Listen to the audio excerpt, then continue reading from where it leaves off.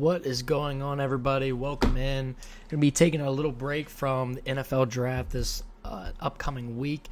Talk a little NBA today. Kind of funny coming from the person who's done nothing but absolutely despise and talk negatively about the NBA this year. But now with the playoffs rolling around and the finals kind of looming, we have the group of teams that, at least in my opinion, gave a shit this year. So that's kind of the award that they're given for making the playoffs. And I think ultimately that's kind of my problem with the NBA right now and why I don't watch it as much as, what I should. Still keep up with it just because sports fan, obviously love kind of the storylines and stuff. It's been a crazy NBA season, a couple crazy last few weeks. Taylor Jenkins from the Grizzlies fired, Malone from the Nuggets, the GM from the Mavericks just got fired. I believe it was yesterday. Kind of a no shit, yeah, you should probably be fired. I'm still not sure why in the world you would trade a top 3 player in the league, franchise cornerstone guy, to the LA Lakers unless Adam Silver's, sitting behind a table telling you to do it or something like that. But it is what it is, and we'll talk about Luka a little bit later here. But before we start, I just say kind of my problem is teams like 76ers, Hornets, Pelicans. It's like, yeah. That's the type of product when I talk about NBA where it's just like it's so hard to watch. It's so hard to enjoy the Raptors versus the Nets on a random Thursday night. It's unbearable. So I guess I am excited in the sense of these games mean something. These guys are obviously playing hard now. The play-in tournament has been going on. The Warriors and Magic obviously secured that 7 seed, hence as to why I kind of waited a little bit to do this video. 8 seeds are to be determined, but let's be realistic. In a 7-game series, Thunder and Cavs are going to take care of business, and I think we can go ahead and start with that because I think, just so I'm right here, this would be Heat and Hawks in the East and then Mavericks, Grizzlies in the West. I would imagine I would probably lean Grizzlies over the Mavericks, and then I would take the Hawks in a bounce-back win over the Heat.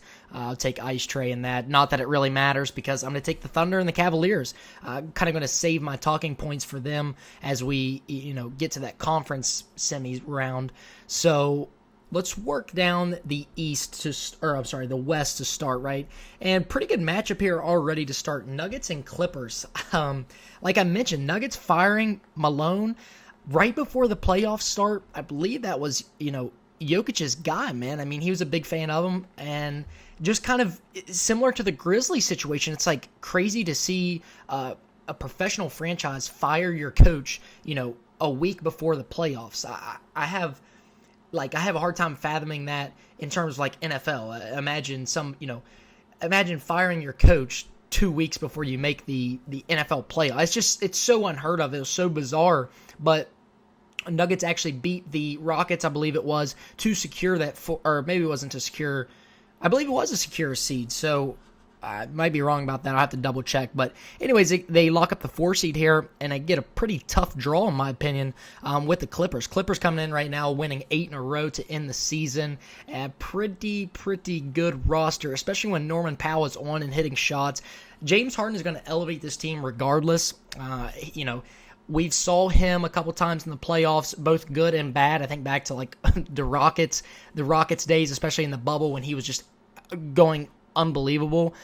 He's obviously kind of stepped away from that role, but he has said before, I don't know the exact quote, but I'm not the system, I am the system, or something like that. And I mean, when he's on, man, he's just one of the most prolific guards that we've ever saw in NBA history. I really believe that. It just elevates everybody around him. Norman Powell, Kawhi Leonard, Zubac, who in my opinion is one of the most underrated centers in the game right now. Derek Jones, I believe it is. So they have pretty good depth, pretty good roster. But my question is, who is stopping Jokic? I think we've become so accustomed to seeing the numbers that Jokic is putting up nightly. And it's gotten to the point where we kind of let it slide and don't talk about it enough. I mean, just 2 weeks ago, I believe it was, Jokic had a 60-point triple-double in a loss, I think it was. And it's like, dude, who Who is doing this? So this is one of the best big men in NBA history, in my opinion, like up there with Shaq. I'm not even going to talk about Kareem and guys like that because I never even got to see him play. But in my eyes, I think Jokic might be the best center I've ever saw play. And him alone carries a lot of weight. And a lot of these teams don't necessarily have the privilege of the Pistons with Cunningham. What can he do as far as being a superstar for his team? We're talking about Jokic, a triple-double threat every single night, like easy triple-double threat, obviously. I don't have to sell you on that. The key for the Nuggets in this, can Jamal Murray and Aaron Gordon step up in this series? This is going to be big series for them in terms of offensive production. We know Murray's going to bang on the inside, on the defensive side of the ball. We'll see what Murray looks like, obviously coming off the injury, didn't play a ton down the stretch. He's got to get back to being that prolific guard when they made their title, their finals run, and ultimately won the championship. Because Jokic is going to do his thing, and he's going to find guys ultimately open to hit shots around the perimeter too, so that'll be something to watch. Westbrook, we'll see what we get from that. Christian Braun, another good player there for the Nuggets, but I'll be honest, man, I'm going to take the Clippers here in 7. I just think the overall 5 of James Harden, Norman Powell, who I want to touch on this. Playing the Nuggets in the regular season this year, Norman Powell averaged 28 points a game on 50% shooting on three-pointers, man. So he's had his way against the Nuggets this season. I think we could see that continue in a series here in the playoffs. And I'm just going to trust that the Clippers can find a way to contain. I'm not even going to say stop or necessarily control Jokic because he's going to get his numbers. He's going to do his thing regardless. And you're going to see some games in this series where he has 40-point triple-doubles. He has 30-point triple-doubles with 15 rebounds. But I just ultimately don't think it's going to be enough to beat one of the hottest teams coming into the playoffs here in the Clippers. So I am going to take the Clippers to advance in 7. That is going to be an unbelievable first-round matchup.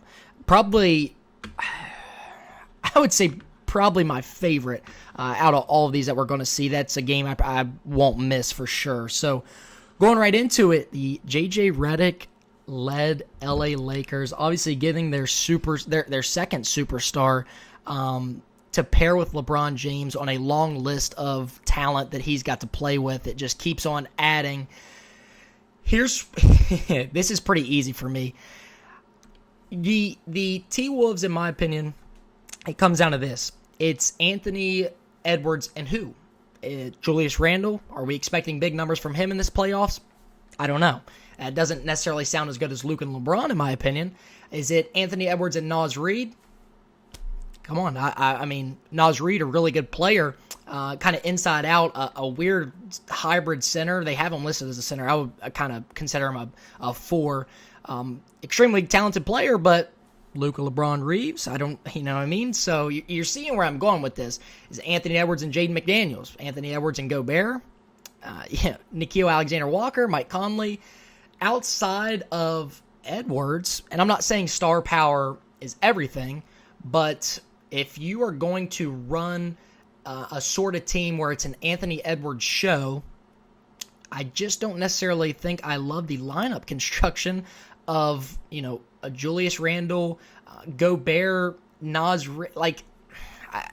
no, man. I'm so out on that. And what I'm going to sell you on, I don't really think I have to sell anybody on the Lakers here in this series. The T-Wolves couldn't get it done versus Luka when his supporting cast was Kyrie, PJ Washington, Derrick Jones, and Gafford. So what the hell makes you think that they're going to beat him when he has LeBron, Reeves, Hachimura, and, I'm not saying Jackson Hayes is a great center, but Jackson Hayes there at the 5. This is... I think the Mavericks lit a fire trading Luka to the Lakers. I think we're going to see it all playoff long. Give me the Lakers here in 6. I'm being a little bit gracious. I would honestly maybe see the Lakers winning this in 5, in my opinion. So Lakers in 6. Luka, LeBron. I think Reeves is pretty pivotal in this entire playoff stretch if they're going to make a pretty deep run as that third scorer. So, that's where I'm at. LA Lakers in 6. So let's roll into, this is a weird kind of match here. I saw on FanDuel, I think the Warriors were actually favored to win this series pretty heavily, too. Warriors obviously had to play in that play-in game to win, where they beat the Grizzlies to secure this 7 seed. And they are, if you're the Rockets as a 2 seed, not necessarily the 7 seed that you want to see coming out of the play-in. Obviously, Steph Curry, I don't have to sit here and talk about how great he is. One of the greatest players in my generation, our generation, and up there with the GOATs, man. Playoff Jimmy, I guess, is kind of the story here. Are we really going to see playoff Jimmy? Had some weird stuff going on with the Miami Heat, the whole Pat Riley situation. Trade me, I'm not playing here. Finally got his way out, went to the Warriors. Once again, one of the reasons why I hate the NBA. No, sense of loyalty or anything. I hate it here. I don't want to play here anymore. Get me out. And franchises just give in because they have no choice. And here we are. Jimmy Butler goes to the Warriors. He's kind of the, wild card in this. If we are getting playoff Jimmy, this is a very competitive series. This is already a pretty competitive series, but this would switch things around a ton. Draymond Green, obviously, Pods, the slept-on guard. I don't want to say slept on, but one of the guards outside of Curry on this team. One of the other things to think about with the Warriors, Kuminga not getting any minutes. Just Steve Kerr's kind of come out and said the rotational pieces, Kuminga just not necessarily fitting the lineup. He was a do not play last game of the season, the regular season, and then didn't get any minutes in the play-in game. So where does Kuminga, a really talented forward, stand here in this rotation coming into the playoffs? I don't know. Meanwhile, you're looking at a 2-seed Rockets, who, in my opinion, are one of the most slept-on teams in this playoffs.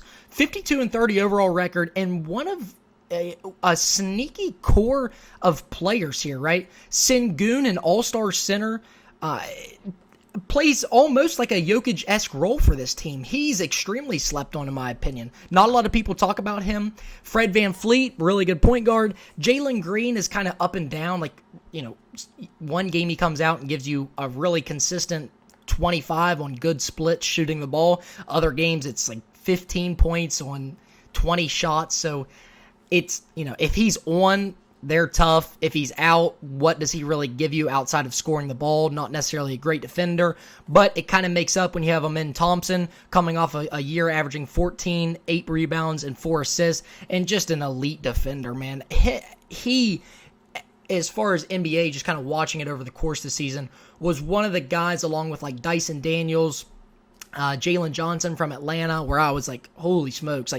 You could tell he definitely took the jump this year, and I'll kind of be happy to see how he thrives in the playoffs this finals playoff season.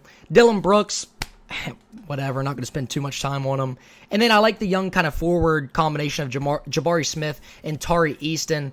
Ultimately, I think the Warriors are going to put up a pretty good fight in this, but the depth is going to kind of really come into play with Moses Moody. I know Quentin Post was getting some minutes at the center spot.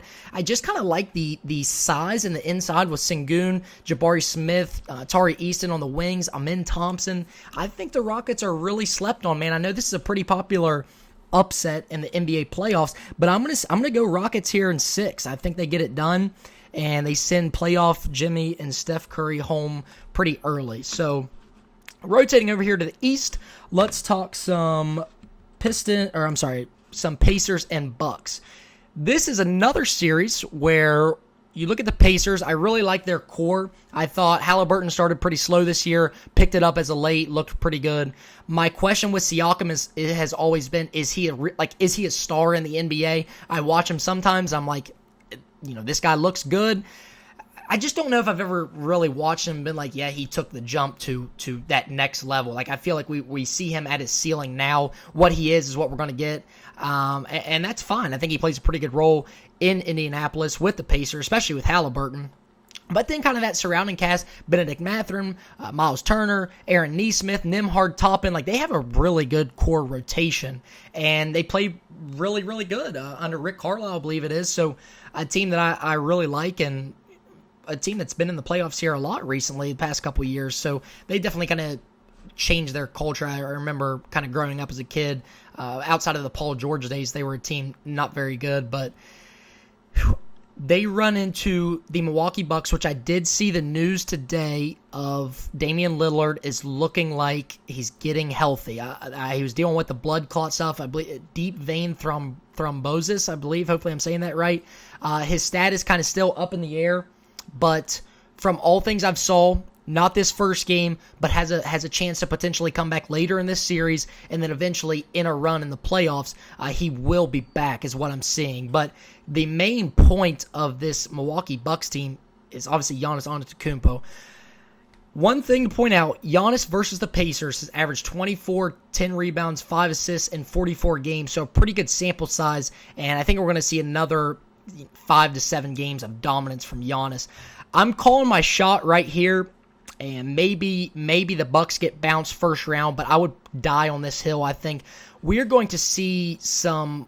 I'm not comparing them as players, but I'm saying I think we're going to see a LeBron like 2016 Cavs run here from Giannis. I don't know how long his playoff aspirations and hopes this year are going to last, but I could see him, especially the way he's been playing down the stretch, come alive here, man, and will his team to a series win here over the Pacers. So I'm going to take the Bucks in 7. I think another thing with the Milwaukee Bucks it will factor in, I should say, Kyle Kuzma, who they went and got at the trade deadline, didn't play any meaningful games ever in Washington, I don't think, but what will he look like in the playoffs? I think he's all right. And then Bobby Portis complements Giannis and Dame pretty well when Dame gets back. And then I think the wild card for the Milwaukee Bucks is Kevin Porter Jr. This is a guy who played for the Clippers a little bit. The Rockets, I believe, had some legal trouble here and there. But my goodness, man, when he plays, he is just microwave. Like, I remember the badge in NBA 2K, microwave. That's literally what he is. He could get in and score 10 points in 3 minutes like it's nothing. I think he's kind of the wild card of this team. If he's on and scoring and producing, especially with kind of the absence of Damian Lillard, if he can fill 60% of that, maybe even less than that, 40 to 50% of that void that Lillard brings, I think Bucks may win this series easily, in my opinion. I could see Bucks in 5-6. But I am going to take them in 7. Give me the Bucks and Giannis. I'll roll with them. And then let's talk some Pistons and Knicks. I absolutely loved seeing the Pistons make the playoffs, and just this year in general, right? They're coming off a 30-win improvement from last season, which speaks to how bad they were last year. But they're just a team. I love the way that they finally stopped the way that they were drafting, utilizing free agency, and switch routes. They went out, signed Tobias Harris, blanking on Malik Beasley, and I believe Dennis Schroeder is there too, who they got via trade. So they went out and surrounded Cade with a bunch of like veteran shooters, and I think it's obviously shown success. Making a 6 seed after a year that they had last year is really, really good in my opinion. Now the question is, what kind of success can we see from them in the playoffs? If they were to somehow beat the Knicks in this series, and I guess me saying that kind of gives it away, I'm taking the Knicks here, but if they can find a way to win this series, I think we are speaking about the Pistons very, very differently next year. That young core of Cunningham, Duran, the other Thompson twin, and then along with some of these veterans, this is a team that could potentially get really, really dangerous next year and the years following. Now, with that being said, we don't know what this looks like in a 7-game series in a playoff atmosphere, right? Playing the same team every single game for a little bit. How does it look with Thibodeau game planning for you in the New York Knicks? They're going to be playing a pretty good team defensively. I mean, OG Anunoby, Cat, Bridges, Hart, Brunson, obviously. Like, it's a really, really tough draw in round 1. I'll be rooting for the Pistons, in my opinion, but I'm going the Knicks in 6 here. I just think, obviously, with Thibodeau trimming down the minutes, getting closer and ultimately in the playoffs now, when you're going to be getting 30-plus minutes a night of Mikal Bridges, Brunson, Cat, it's going to be tough to keep up in a 7-game series, in my opinion. So Excuse me. I'm going to go the Knicks in this. And then Celtics Magic, I mean, one thing to kind of to say is the Magic actually won the regular season series versus the Celtics 2-1.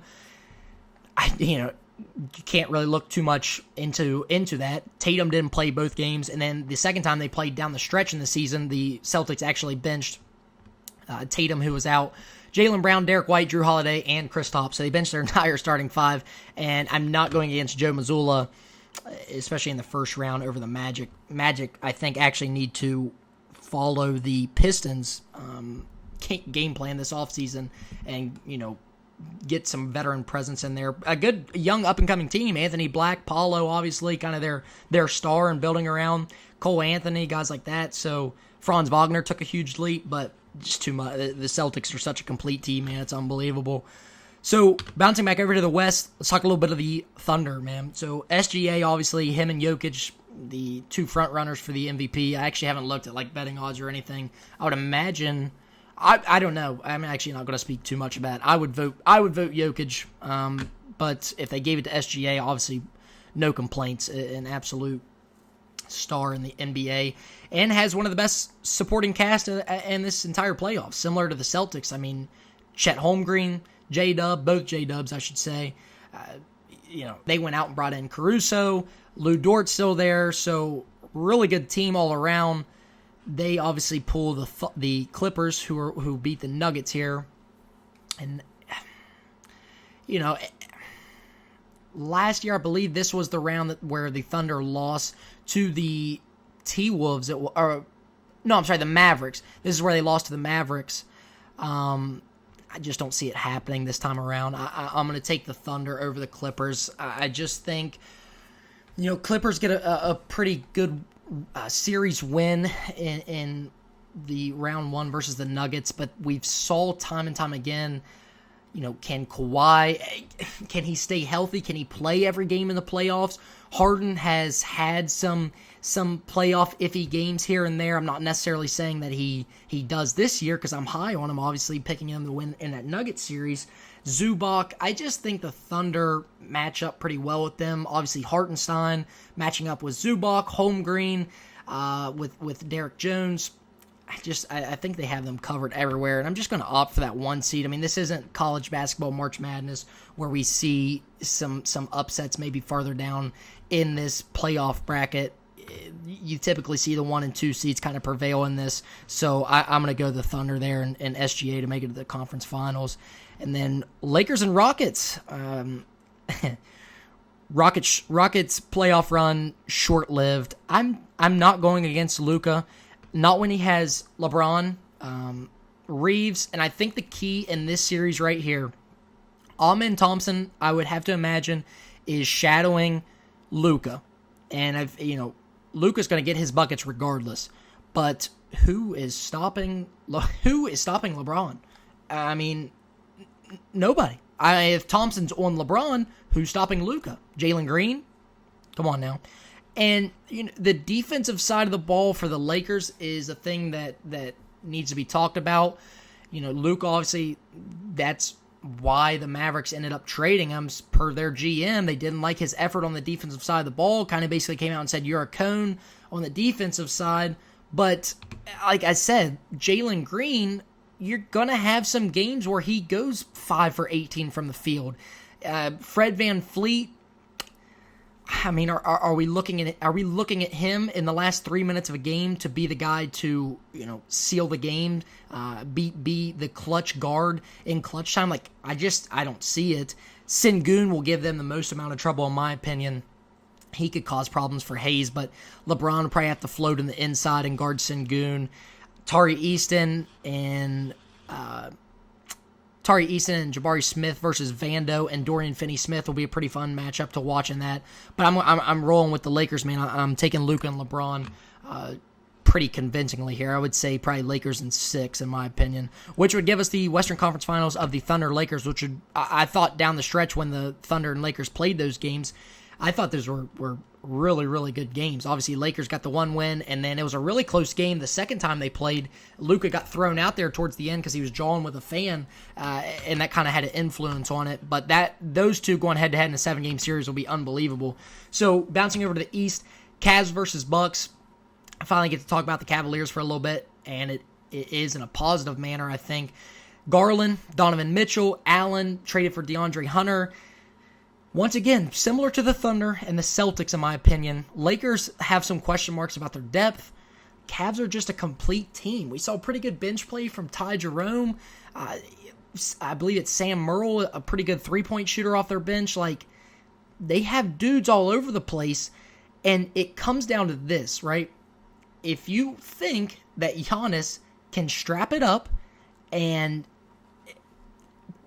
damn near will this team to a conference win and feel comfortable about that, and at this point you would be expecting Damian Lillard to come back, this is a series. This is a series the Bucks could win. Absolutely. Problem is Damian Lillard coming back? Time of recording, it looks like it, but we have no idea. Take your health very seriously. If there's obviously any underlying problems or something comes back up, I would imagine he does not play in this series at all, in the playoffs in general. But I can't pass. I can't pass on Cleveland, and I'm super high on Giannis this playoff series. I'll say this: if Damian Lillard plays, this is one that I'll look back on and probably flip to the Bucks. I will say that. If by the time, we're coming in May 4th, it looks like these games will start, and Damian Lillard's active, maybe has a few games under his belt versus the Pacers, I would probably flip this and take the Bucks. I really do. But until I know for certain what they're looking like at full strength, I'm taking the Cavs. I'm going Donovan Mitchell. Garland, one of my favorite young guards in the league. I think Jared Allen can be a physical force versus Giannis on the inside at least. They can just kind of pick apart the Bucks. I don't know. I don't feel. I want to take the Bucks so bad, but I just don't know about Damian Lillard, so I'm sticking with the Cavs, I guess. Knicks Celtics. This would be pretty convincing for me. I feel like I don't really need to talk about it a ton. I mean, Drew Holiday, Kristaps, Brown, Tatum. They obviously winning the finals last year. I think they handle business pretty easily versus the Magic and the Knicks. Knicks problem, the Thibodeau cutting down minutes. Are these guys getting gassed? They're pro athletes, yes, but let's be honest. Wear and tear on your body playing that many minutes, especially in this playoff format, can be tough on these guys. And I just don't think that they match up well with Boston in general. Kristaps, Cat, OG, Brown, Tatum, Bridges, Drew Holiday, Brunson. It's like they have an answer for every single guy they have. And when it comes down to shot for shot and who I'm taking in a series, Boston every day of the week. So this looks like a little bit of March Madness. Two 1 seeds, the 2 seed, and the 3 seed Lakers. And we can start with the West, man. Thunder versus Lakers would be an absolute battle. The Thunder, they're so complete, man. They're so deep, but I'm not even a Luka fan. I'm not even a LeBron fan. I'm not even a Lakers fan. But, like I said at the beginning of this, I think the Mavericks pissed off Luka to the point that we're going to see something. We're going to see a diabolical playoff run. Better than the Mavericks run last year where they got to the finals. Better than maybe any stretch of games we've saw in his career. If he doesn't get it done, guess who can? LeBron James. Reeves, like I said, super high on. Think that he's going to play a complete series in any team they play as that 3 guard. He is ultimately the success factor, the X factor for the Lakers. If Luka and LeBron get bunched up, bottled up in a game, and Reeves is the one, your 3 option, giving you 25. Lakers are tough to beat, bro. I already talked about Vando, Finney-Smith. Their kind of only downside is the inside. If they would have got Mark Williams at the trade deadline, this would be pretty convincing for me, like cakewalk finals winner. I was kind of pissed off that Mark Williams trade got vetoed or shut down, whatever the hell happened, and he's stuck with Charlotte. And it's like, come on, man. Lakers' depth will be something to watch in this, but, similar to like the Knicks, you're going to be seeing some extended minutes from your star players here. So, SGA, Chet, it's another year of like, can these guys get over the hump? And I think Luka has had success before against this team. LeBron's going to be right there producing at a high level as always. I'm taking the Lakers here, man. And then the Cavaliers and Celtics, two of the most complete teams in the NBA. I'm going to go back like it's the Kobe Bryant, Paul Pierce, Ray Allen, Rondo, Derek Fisher days. Give me the Celtics over the Cavaliers. I think, Tatum hate is well-deserved, but he's a pretty good player. Jaylen Brown, Missoula, not saying that coaches really matter in the NBA. I just like the Celtics, man. They're a complete team. I just think they edge the Cavaliers in a 7-game series. I would say Celtics in 7, and I would also say Lakers in 7 as well. Two longer series. Bringing us to Lakers, Celtics, man. Like I said, back in the what I kind of thought were the last glory days of the NBA. Some good basketball in that time, and this would be pretty nostalgic to see these two franchises squaring off in the finals again. Would do great numbers, in my opinion, too. And I'm sitting here thinking about it right now. Luka, you're going to get Jaylen Brown thrown at you. If not Brown, probably Tatum. Vice versa, whoever's not there, you're looking at LeBron.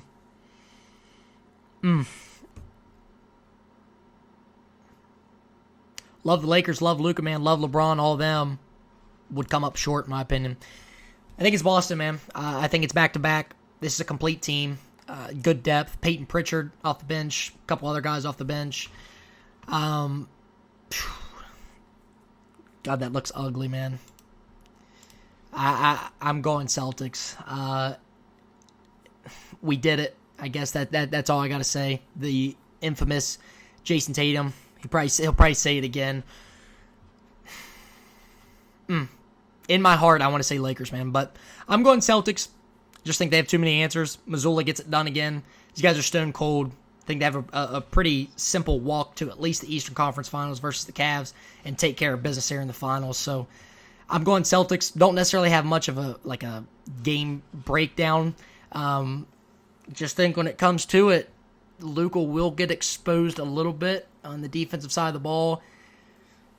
How much, the Reeves kind of the third star, how much is that in question? I'm going to roll with Tatum, Brown, Kristaps, Porzingis, and Drew Holiday over that, just what I know. So that's kind of my breakdown, man. 32 minutes, about 33 on the dot, actually. And this is kind of where I'm at with things. Coming from an NBA, don't want to say casual, but, maybe not a game-for-game watcher like some other people. So we'll see if I know ball or not, man. We'll definitely have to do like a reaction to this when the finals is completely over, see where I went wrong, see where I went right. So I'm pretty excited to see how things play out. I'll definitely be watching this and obviously the Stanley Cup coming up, NHL, so I'll be pretty locked into that stuff. Waiting around for the NFL to get back going. So as always, guys, appreciate you guys watching. Like, comment, subscribe. Anything you guys want to see, appreciate you. See you.